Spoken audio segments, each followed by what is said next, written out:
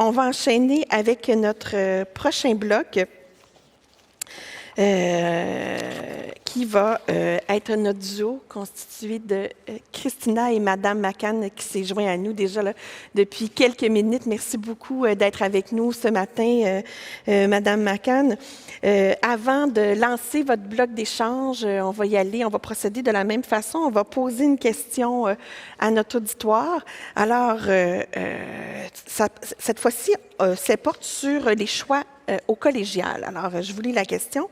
Nous nous sommes demandé cette fois quel pourcentage de nos jeunes, quel est le pourcentage de ceux qui ont été admis au cégep en 2020-2021 qui l'ont été dans le programme et le cégep de leur choix à Montréal. Alors, quel pourcentage des jeunes oui, qui ont fait une demande ont été admis en 2021 dans le cégep dans le programme et le cégep de leur choix? 32 des demandes, 45, 53, 77, 87, 90 ou 98 des jeunes?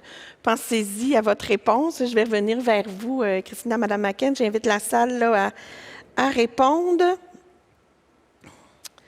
Et là, je vais vous revenir. Donc, je vais vous laisser, à votre avis, Christina, à ton avis? 43 43 des jeunes. Madame McCann, à votre avis? Oh mon Dieu, moi j'ai hâte de connaître la réponse. Mais moi, je vais me montrer optimiste. 87 C'est bon, je vais vous donner la réponse à la fin de votre entretien. Mais je vous le dis, Madame McCann, vous aviez raison d'être optimiste. Alors, sans plus tarder, je vous laisse y aller, nous parler un peu de ce que c'est que ce cheminement-là, là, réussir son secondaire, aller au cégep. Là, donc, je vous laisse discuter ensemble. Merci, Madame Maillé. Puis, je veux saluer tout le monde. Évidemment, Madame Plante, Jean-François Roberge, là, qui est ici aussi, Laurent Duvernay-Tardy, Maillard aussi, Zach. Et évidemment, Christina. Christina, je suis tellement contente de te revoir, Christina. Tu m'avais marqué et tu as marqué beaucoup de gens quand on s'est vu à la dernière journée de la persévérance l'année dernière avec Maillard, le slam que tu as fait. Mon Dieu, que c'était extraordinaire. Vraiment, j'en garde des souvenirs marquants. Et je suis très contente de te revoir, Christina, et de parler avec toi de ton cheminement. Et je sais que, évidemment, tu es rendue au cégep. Je suis très contente. Merci. En sciences humaines à Vanier. Et tu étais à l'école Amos l'année dernière. Puis j'aimerais ça, évidemment, que tu nous parles aujourd'hui de ton cheminement. Parfait, mais merci premièrement. Que je suis vraiment contente que mon slam vous a marqué.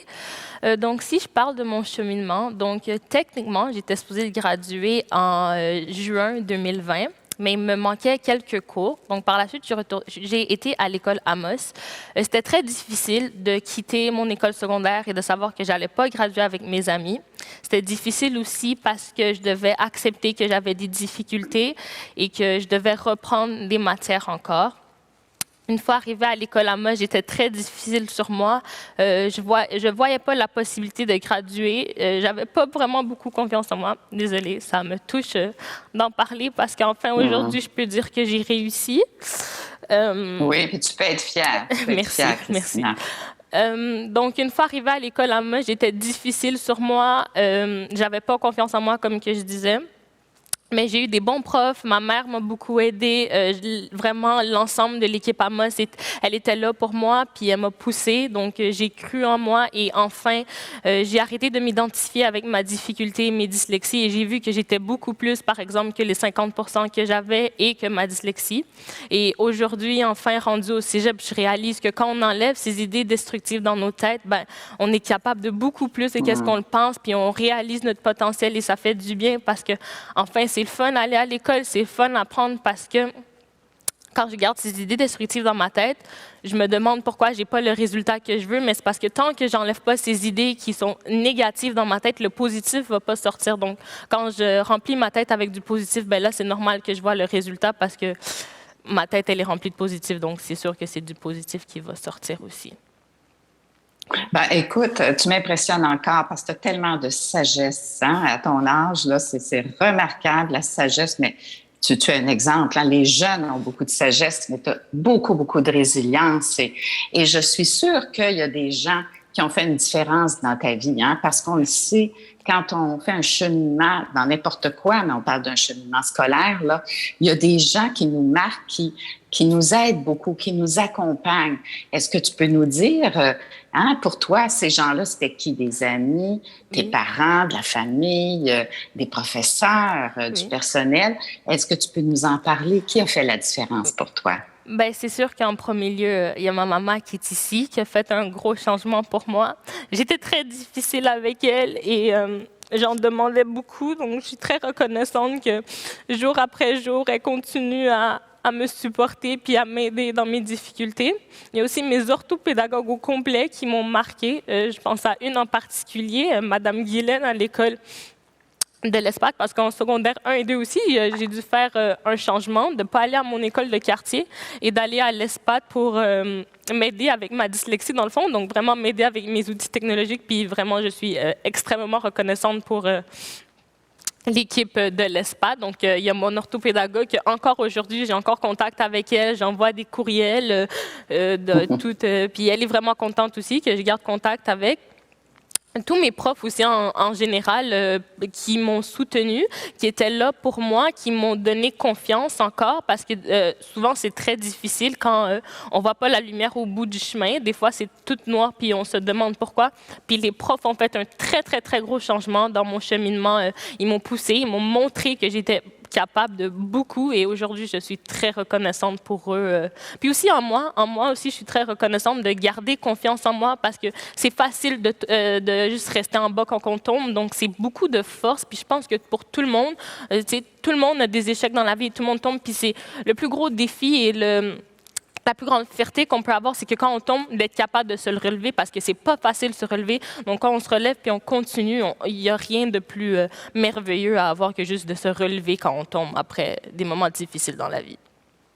Et comme tu disais dans ton slam, on est plus fort. Oui, on est plus fort quand on se relève à ce moment-là. Puis tu m'as dit ça déjà, que les profs, il y a des profs qui ont vu des choses en toi, qui ont cru en toi, et du personnel, ta mère aussi, et qui n'ont pas lâché. Puis évidemment, là, tu m'amènes à autre chose parce que tu m'as dit que tu t'en vas, tu souhaites aller en psychoéducation à l'université après ton cégep. Oui. Et tu vas faire la même chose pour d'autres, j'ai l'impression. Oui. Peux-tu m'en parler, là, de ton désir d'aller en psychoéducation? Mais en fait, je pense que c'est important d'aider les personnes. Donc, en juin 2019, j'ai commencé à travailler dans un camp avec des enfants TSA et ils m'ont marqué à un point parce que souvent, on a tendance à séparer les enfants TSA des enfants neurotypiques et dire que ça, c'est un et ça, c'est l'autre. Et j'avais aussi, je faisais la même chose avec moi et ma dyslexie. Je disais que ça, c'est un enfant qui a de la facilité à l'école, qui est juste doué à l'école, puis après, il y a moi. Je me mettais dans une case à part quand à la fin de la journée, les deux, on est des élèves, les deux, on est des étudiants. Donc, je pense que c'est important d'aider les personnes et de réaliser qu'on est beaucoup plus fort que juste nos difficultés, qu'on est plus fort que nos échecs dans la vie, puis que c'est important de ne pas abandonner parce que à la fin de la journée, on va réaliser que je l'ai fait, puis ça fait du bien.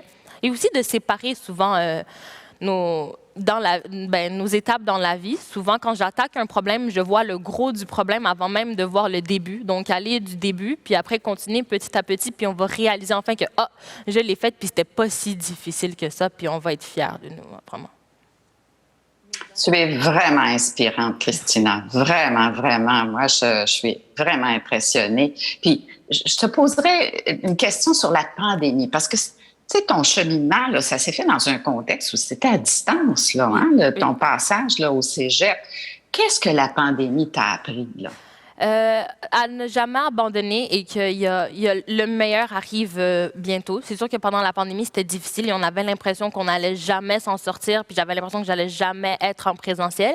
Donc, de juste garder espoir, vraiment, ça fait un gros changement. De voir les deux côtés de la médaille, que, OK, oui, il y a des mauvais jours, mais encore là, il y a des bons trucs qui vont arriver. Donc, c'est vraiment de garder espoir qui m'a aidé.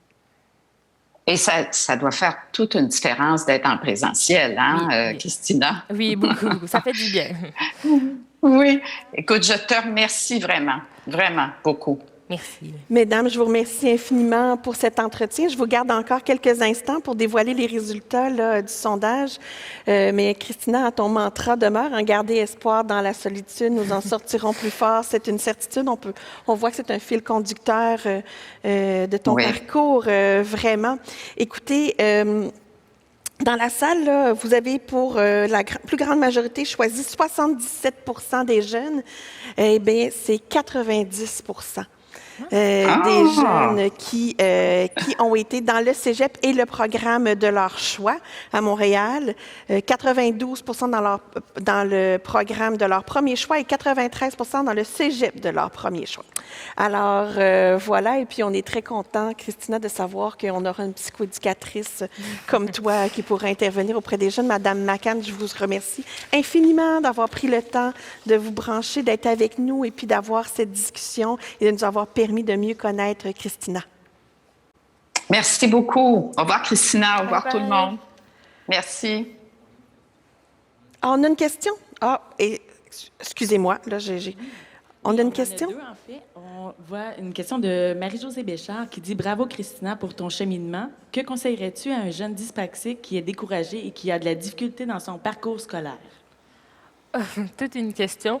Vraiment, c'est de croire en soi. Je sais que c'est difficile quand on dit comme ça de croire en soi, mais c'est un début, vraiment. Quand on commence à croire en nous, on peut juste voir du beau qui va en sortir. Puis je sais que c'est difficile encore, mais de ne pas se décourager. Je suis la première qui se décourage très, très vite, mais c'est de garder confiance en toi. Puis peut-être que demain, tu ne vas pas voir le résultat, mais en gardant confiance en toi, tu vas voir qu'au bout de la ligne, tu vas avoir un résultat. Puis tu es destiné à faire des belles choses. Vraiment, là, tu es destiné à faire des belles choses. Donc... Merci beaucoup.